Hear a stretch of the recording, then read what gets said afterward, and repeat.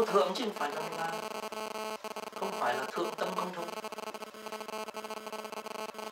phải là vô thượng thì mới là quy thượng. Thì cái sự mà hiểu đạo mới giác ngộ nó mới nhanh chóng. Thì trái với lại những cái sự mà suy nghĩ của đại đa số, mà trong số đó có tôi. Cách đây mấy chục năm trước tôi cũng suy nghĩ như vậy, nhưng mà kể ra tôi cũng khá liều mạnh, tức là mình cũng thuộc diện rằng là cũng có cái nhân duyên từ trước đấy, cho nên tôi cũng vẫn nghĩ rằng là cái vấn đề mà thể nghĩa là giải đại đạo phát vô thượng tâm là một cái vấn đề gay góc, là bởi vì cái sự mà gọi là độ chúng sinh đó, không phải là một cái chuyện dễ dàng một chút xíu nào. Nhưng mà tôi chưa bao giờ từ chối trong đời. Tôi vẫn phải và tôi vẫn cố gắng làm.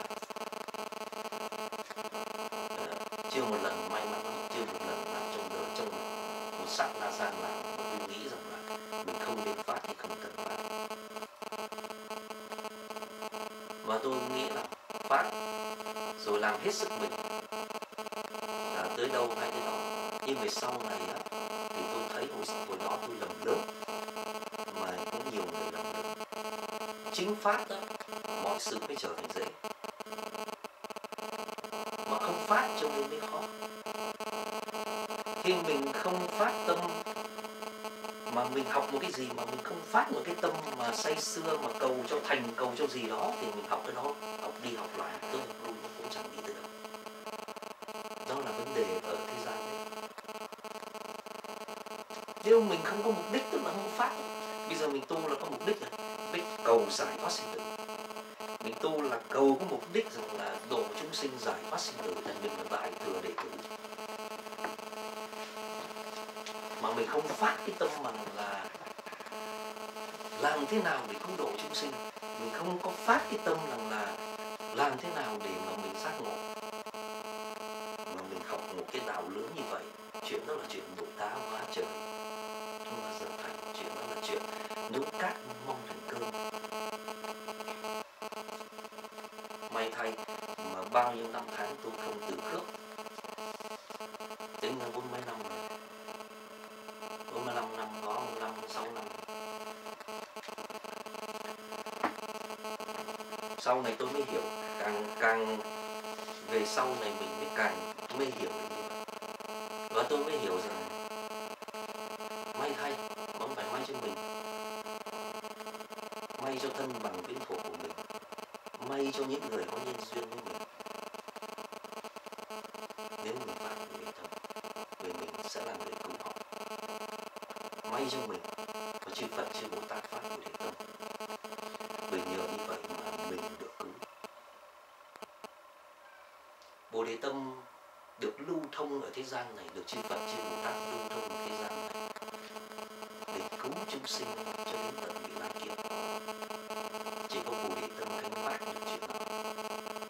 Thành ra như tôi lập luận thì sau này mấy người ở đây chẳng hạn, lỡ có một người nào đó lỡ đọa tam ác đạo, lỡ sinh làm con chim, con cá, con heo, con bò, ai cứu? Cha mẹ mình cứu, vợ mình cứu, chồng mình cứu, con cái mình cứu, muốn cứu, kiểu kia có ăn thịt mình nữa. Thế thì ai cứu? Là ai cái người phát Bồ Đề Tâm cứu. Cho nên đệ tử của Đại Thừa phải nhìn thấy như vậy, mình nhìn thấy rằng là Bồ Đề Tâm là cứu tinh cho mình và cho nhất thiết chúng sinh. Mà Đức Phật lại nói là cái tâm ấy cho hết thảy chúng ta ai cũng có.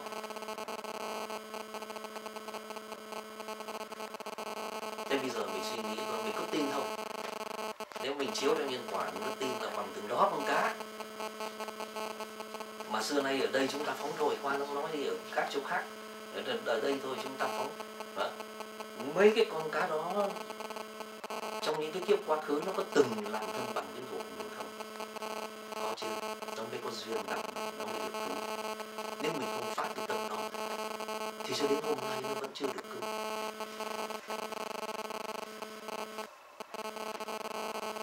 giờ mình mới có phát cái tâm hạ thôi, nó được cứu rồi. Hạ vũ nhưng mà phát cái tâm trung bình thường. Thế thì bây giờ nói ví dụ, bây giờ mai mốt B này nó lớn lên, con cái của nó hay con cái của sông Kha hay sông Đài gì đó, lấy ví dụ đám này đi vãng sinh hết rồi, bỏ lại những cái đám đó, nó chẳng có biết trời trăng mây nước cái gì, nó cũng không biết gì tới đạo Phật nữa hết. Tại vì người ta thi nhau đi hết rồi mà người ta chỉ thi nhau niệm Phật thôi, người ta không có truyền bá kinh điển gì nữa hết, ta có lưu thông kinh điển gì nữa hết. Còn mấy đứa sau này không biết gì hết, rồi nó sẽ đọa, rồi ai cứu nó? Thì lại những người phát Bồ Đề tâm cứu. Thế hiện tại ngay bây giờ mình mà ngồi đây, mình mà học được đạo những cái gì đó, nếu mà là cái người nào mà có cái nhân duyên gì với đạo Phật mà cao cấp cũng chạy hết rồi, cũng đi về thế giới phương Tây hết rồi, thì bỏ lại ở đây toàn thể chúng ta cho ai?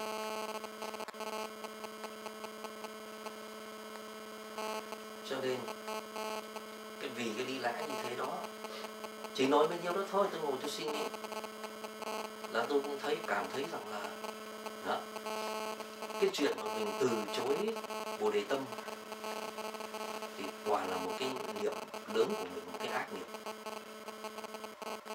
Tại vì mình không nghĩ tới cha mẹ của mình nghĩ tới vợ chồng con cái anh em thân bằng quyến thuộc của mình trong bao nhiêu đời này nữa, liệu đời sau mình có nghĩ tới họ? Nhưng mà đời sau, nếu mình đời nay phát Bồ Đề tâm, đời sau họ không hề sợ, bởi vì mình không có quên họ. Bởi vì cái sự nghiệp của mình là sự nghiệp của cực. Cho nên nếu mà mình có một cái lương tâm thật sự thì Bồ Đề tâm quả là kết hợp với cái sự lương tâm một cách nghĩa là gọi là nghĩa là không có một cái tí hãm khuyết nào, viên mãn ghê lắm của lương tâm. Cho nên Bồ Đề tâm quả là vô thượng tâm, quả là vô thượng thiện tâm.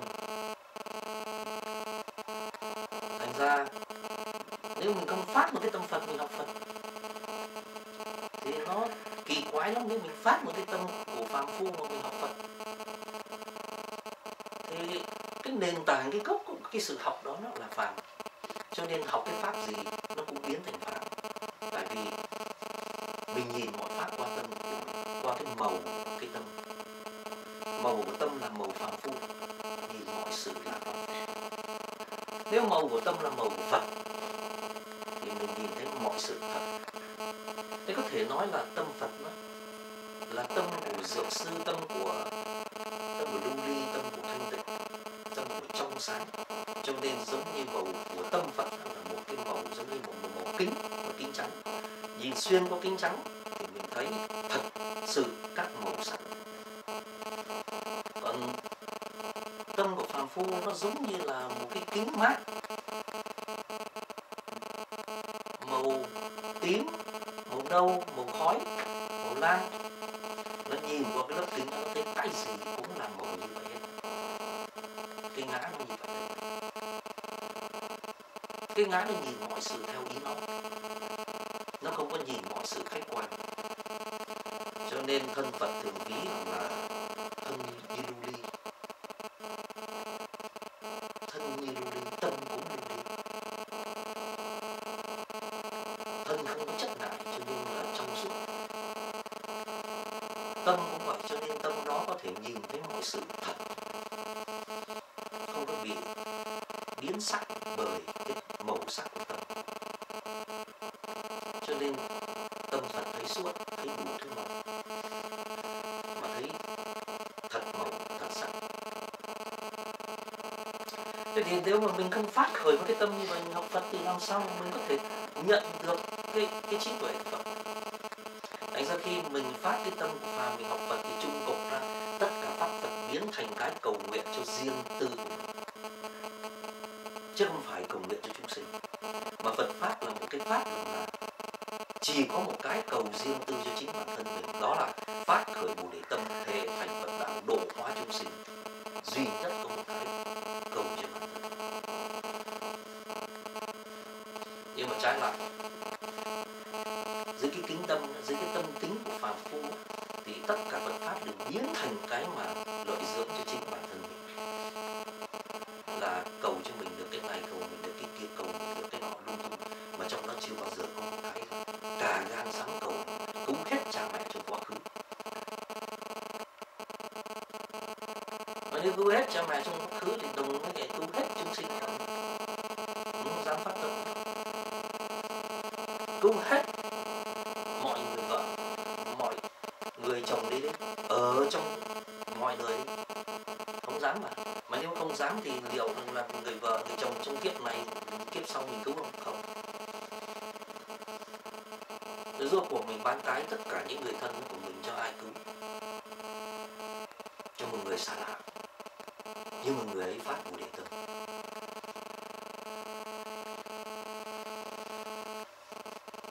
Người nó sẽ cứu. Nếu mình phát tâm tự dưng mình đóng vai nó.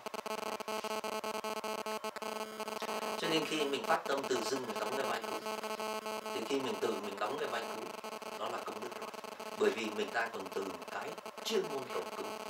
Từ giờ phát cái tâm lành cái, tự nhiên rằng là đang còn ở dưới cái hàng mà cầu nó nhảy lên cái hàng cứu và có khả năng cứu, thì có phải là rõ ràng chính cái phát tâm nó làm cho mọi sự nó trở thành dễ. Tự nhiên chuyện thiện pháp cũng dễ thành cái thiện pháp. Nhưng cái vấn đề là làm thế nào để có thể phát một cái Bồ Đề tâm của chân chính. Cái điều đó đòi hỏi cái vấn đề là những cái điều kiện là phải nhận chân ra được ít nhất là một đế ở trong tứ đế. Mà cần nhiều nhận ra được một đế thì nhận ra hết tứ đế. Tức là một cái người nào dứt khoát nhận được là đây là khổ nên biết, phải biết, và cuối cùng tôi đã biết. Thì khi mà đây là tập, tôi nên trừ, tôi phải trừ và tôi đã trừ. Thì nếu biết tập biết khổ như thế đó, thì tự dưng nó mới phát được cái tâm theo Phật. Tại vì sao? Tại vì chỉ có qua Phật mình mới hiểu được khổ tâm. Chẳng có qua một thượng đế nào mình có thể hiểu được khổ tâm. Có thượng đế nào dạy khổ tâm đâu. Có thượng đế nào ra khỏi cảnh giới của khổ tâm đâu. Vẫn nằm ở trong cái cảnh giới thiện ác của ngã. Cho nên vì vậy thượng đế cũng nổi giận, bởi vì ngã nó không được như ý. Cái ngã đầy quyền năng nó không được như ý thì sự trừng phạt nó phải đến, đó là lẽ tất nhiên. Thì Đức Phật thì khác. Đức Phật có cái ngã để mà như ý hay là không như ý. Cho nên ở nơi Đức Phật không bao giờ phát sinh ra hai chữ trừng phạt, mà chỉ có sự cứu độ. Mà cứu độ của Đức Phật không phải là ban cho cơm ăn áo mặc hay là ở một cảnh giới tốt lành sung sướng để nuôi dưỡng cái ngã này, mà sự cứu độ của Đức Phật là diệt cái ngã này đi để được một cái ngã tỉnh thức, chứ không phải cứu cánh của Đức Phật là đưa mình về một cảnh giới gọi là thiên đường hay địa ngục. Xong. Và cứu cánh của Đức Phật là cái gì cũng trở thành một phương tiện để đưa đến một phương diện cứu đó là làm thế nào đó để cho mình có thể tiêu diệt cái ngã của khổ tập, thành tựu được cái ngã của diệt đạo. Ngã của diệt đạo gọi là chân ngã hay là gọi là chân tâm, gọi là bán tâm. Bởi vì trong cái tâm nó có đủ giới định huệ. Trong cái tâm đó nó vô lượng từ, vô lượng bi, vô lượng hỷ, vô lượng xả. Trong cái tâm đó, cái niềm vui của cái tâm đó là niềm vui thực hiện từ, thực hiện bi. Thực hiện từ để ban vui cho chúng sinh, thực hiện bi để diệt khổ cho chúng sinh. Khi nào ban vui được cho chúng sinh, khi nào diệt khổ được cho chúng sinh, tâm ấy mới vui. Còn cái tâm của phàm phu á, thì hỷ của nó là hỷ của sự nó là đắc, đó, thành, danh, đó, lợi, đó, hưởng. Đó là cái hỷ của cái tâm phàm. Mà tất cả những cái mà hỷ của một cái tâm phàm nó là đầy sự đấu tranh và tham dục.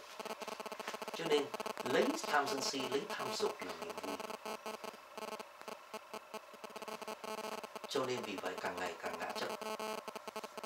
Càng ngã chấp đó, thì cái triệu chứng đó là càng khó xả ngã vô cùng.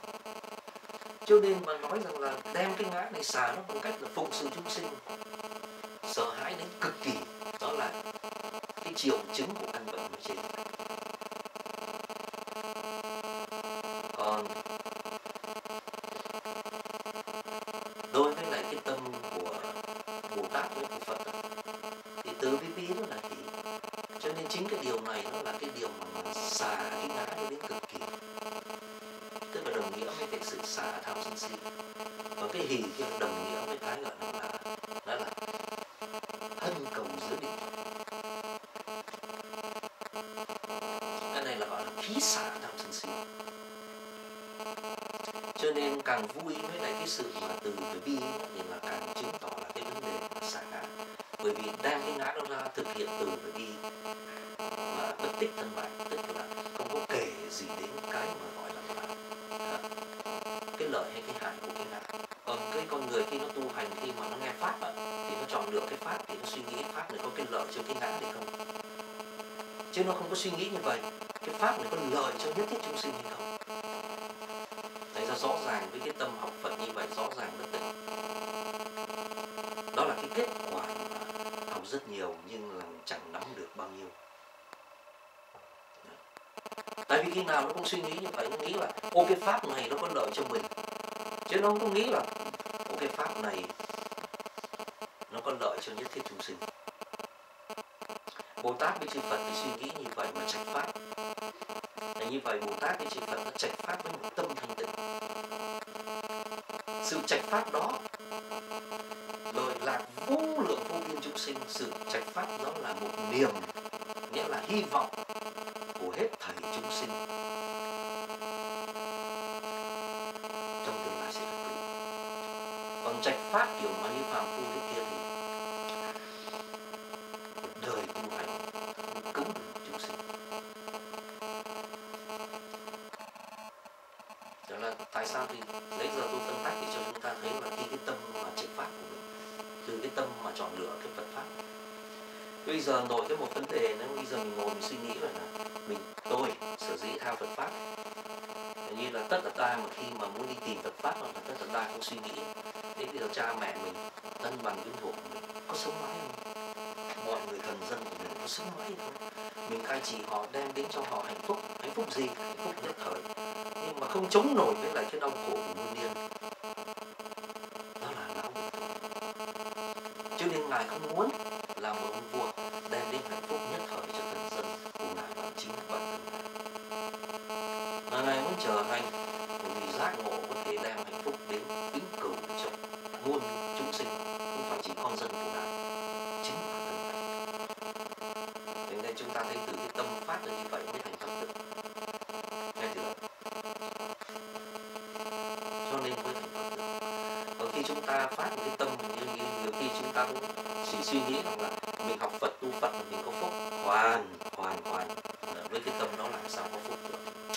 Tâm đó rằng là anh chết trên con sông, chết khát ở trên con sông, anh đến kho tàng mà anh không nhặt được cái gì bởi vì anh đứt hết hai cái tay. Thành ra anh chỉ có lấy mắt nhìn kho tàng không được một cái gì. Là sao anh đến được Phật pháp mà anh lãnh được những cái bảo vật, ít ra bảo vật của A La Hán, của thập địa Bồ Tát, của đẳng giác Bồ Tát, của bậc A Đệ Bá Trí, của bậc chinh đẳng chính giác. Anh đến với Phật pháp anh phải nhận được những thứ như vậy. Còn mà giúp cuộc phải đến Phật pháp không nhặt được gì, giống như là một người đến kho tàng mà bị rụng mất hai tay. Thành thử cái vấn đề mà nhân quả nó tức là cái vấn đề của tứ diệu đế, cái vấn đề mà nhân quả là cái vấn đề mình cứu xác bình thường á, thì mình thấy cái nhân thế nào thì tất nó sinh cái quả như thế ấy. Thế cái nhân ngã thì bao nhiêu nó cũng sinh ra cái quả cho ngã mà thôi, không có cho chúng sinh. Thành ra nếu tôi có một chút thông minh thì bây giờ tôi ngồi với một người đệ tử tôi thấy người đó không phải của đệ tâm, mà tôi biết là anh này mình không nhờ được, mà không bao giờ anh cứu mình đâu. Bởi vì làm sao anh cứu được mình khi anh không phát tâm? Người ta chỉ có thể cứu được nhau khi người ta phát tâm. Đấy, tôi biết anh này không được. Bây giờ tôi biết rằng là một ông sư huynh của tôi, một ông sư đệ của tôi không phát của đệ tâm, tôi biết tôi không nhờ được. Tôi biết người đó sẽ không cứu tôi. Nếu tôi là một bậc cha mẹ, tôi sinh ra một cái đứa con mà nó không phát của đệ tâm, tôi biết nó cũng không cứu tôi. Tôi biết là nó có hiếu thì nó cũng nuôi dưỡng tôi, cái thân này của tôi thôi. Sau khi tôi qua đời, tôi chết rồi thì nó vứt tôi luôn. Và nó chẳng bận tâm, nó chẳng có màng rằng là tôi ở đâu mà làm thế nào để cứu tôi. Do đó Đức Phật mới nói cha mẹ nào sinh được một người con biết phát của đệ tâm, cha mẹ nó nhờ như vậy, từ đó trở đi không bao giờ được hoàn thành. Đúng như vậy. Người phát của đệ tâm sẽ cứu. Thế thì bây giờ nếu mình chỉ cần có một cái lương tâm nho nhỏ, tức là mình nghĩ tới cha mẹ hiện đời, mình nói là cha mẹ đừng có lo, con sẽ cứu cha mẹ. Cứu bằng cách nào? Không phát với tâm cứu được. Với phát với tâm, đời sau cha mẹ sao? Lấy gì cứu? Người phát với tâm nó mới có cái nhân quả là nó cứu mọi cái nhân duyên với nó. Cho nên là phàm chúng sinh, từ súc sinh cho đến con người hay là thiên ma quỷ thần nhân phi nhân đẳng, mà hữu duyên với người có bồ đề tâm thấy được cứu. Như vậy thì cha mẹ của mình có nhân duyên với mình, cha mẹ của mình cho nhiều đời có nhân duyên với mình, chắc chắn được cứu. Mình không có ăn lộn cha, ăn lộn mẹ, ăn lầm. Mình cũng không giết lầm cha, giết lầm mẹ, mà mình luôn không. Thành ra nếu thật sự là có một cái lương tâm mà đúng nghĩa là lương tâm thôi, thì tự dưng nghe cái bồ đề tâm nó là cũng hâm mộ đấy, là cũng nguyện làm sao mà đời đời đừng bao giờ đi. Bởi ly nó thì trở thành người cầu, người cùi ở dưới. Có nó thì là người ngồi bất động ở trên và nó nghe thì cứ. Có nó thì mọi người thân của mình được cứu. Cho nên mình mà trở thành niềm hy vọng của những người nào đó thì chung cục cũng chỉ phải nhờ mình có bồ đề tâm. Thành ra cái vấn đề mà muốn phát cái bồ đề tâm thì phải nhận chân ra được khổ hay tập, đạo hay diệt. Nhận chân được cái con đường của Đức Phật. Cái bồ đề tâm nó là một cái thứ đại công đức mà là thật đức là năng. Là có thật sự là chỉ có bồ đề tâm cứu không? Đúng, chứng minh rồi. Và bồ đề tâm nó có đức không? Tức là có lợi không? Lợi chứ, lợi quá xá nhiều gì, lợi vô lượng chúng sinh, không có một chúng sinh nào mà nằm ngoài cái vòng mà được hưởng lợi.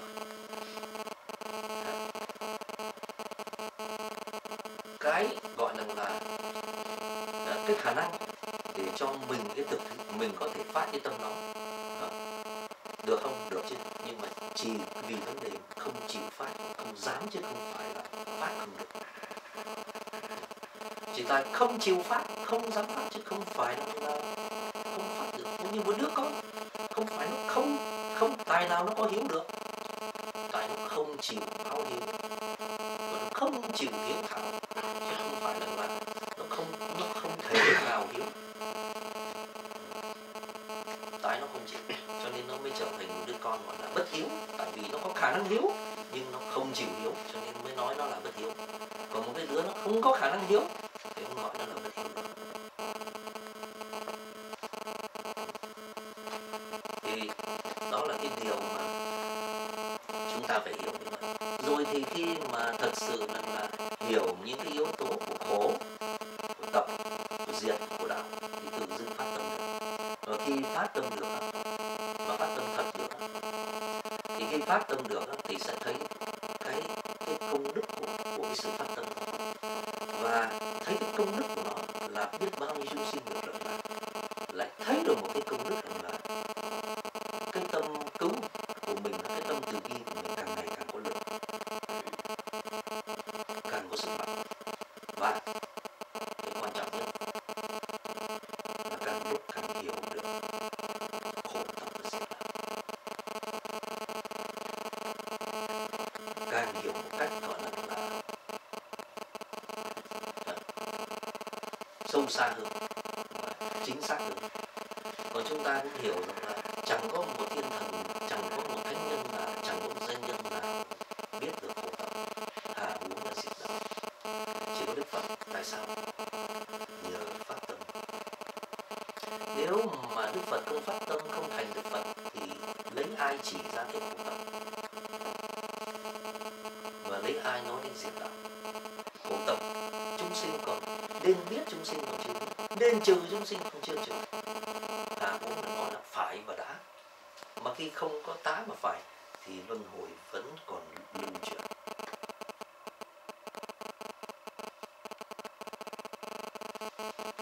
Thành ra nếu mình dùng cái tâm như thế thì đó thì Đức Phật mới phải nhắc nhở đến các vị Bồ Tát, nhắc nhở các vị Bồ Tát ở trên cái đạo tràng của Biên Giác như vậy. Nhưng mà nói là vì miếng luân hồi đi luận Biên Giác, vì Biên Giác tính tức đồng lưu chuyển. Thế nên nếu mà luận Biên Giác bằng cái tinh thần của luân hồi đó thì Biên Giác đó nó cũng luân hồi y như luân hồi, như là nó lưu chuyển y như là cái pháp của luân hồi. Thành do vì như thế đó mà mình mới không có dùng cái tâm của luân hồi để học Biên Giác, mà mình phải dùng cái tâm của Biên Giác, học Biên Giác tức là cái pháp của Biên Giác. Bây giờ mình phát thì tương lai do cái nhân hôm nay phát thì quả của cái tương lai sẽ phát. Còn hôm nay chúng ta từ chối chứng cổ cũng chỉ vì là trong quá khứ nó có từ chối được, cho nên nó khiến cái ý thức của mình thiếu. Nhưng mà lý do mình từ chối, mình thử vỗ chán, mình vỗ lòng mình tự hỏi lại xem phải chăng cái lý do chính xác mình từ chối là bởi vì mình cảm thấy bất lợi cho mình. Có đúng như vậy không? Nhưng mà mình thử vỗ lòng mình tự hỏi lại là nếu mình hành như vậy thì nó có lợi lạc cho người khác không? Mình hãy thẳng thắn trả lời. Nếu mình trả lời là nếu mình hành như vậy thì có lợi lạc cho người ta nhưng bất lợi cho mình, và như vậy mình chọn cái lợi cho mình mà bỏ cái lợi của thiên hạ, giữa hai cái. Như thế, tâm như thế làm sao học Phật và thành Phật? Tâm như thế là tâm của phàm phu. Phàm phu thì sinh phàm phu. Cái tâm của phàm phu nó chứa toàn chủng tử của phàm phu. Tâm của Bồ Tát là nếu thực sự mà mình tự vỗ lòng mình tự hỏi là nếu mình phát những cái tâm như thế đó thì chúng sinh có được nhờ không? Nếu chúng sinh được nhờ thì bản thân tôi có bất lợi đến mấy, tôi không dám. Thế mới là Bồ Tát tâm. Bồ Tát là như thế, còn phàm phu thì ngược. Cho nên phàm phu trọng cái ngã của nó, cho nên vì vậy nó trọng luân hồi sinh tử. Bồ Tát coi thường cái ngã xả, cho nên Bồ Tát coi thường luân hồi sinh tử. Không trọng. Và đừng quên câu của Thiện Tông: ái bất trọng, bất sinh tà bà. Ái đó là ái ngã. Cái ái đó không nặng á thì nó đâu có sinh ở cái thế giới này. Cái ngã nó chỉ có chỗ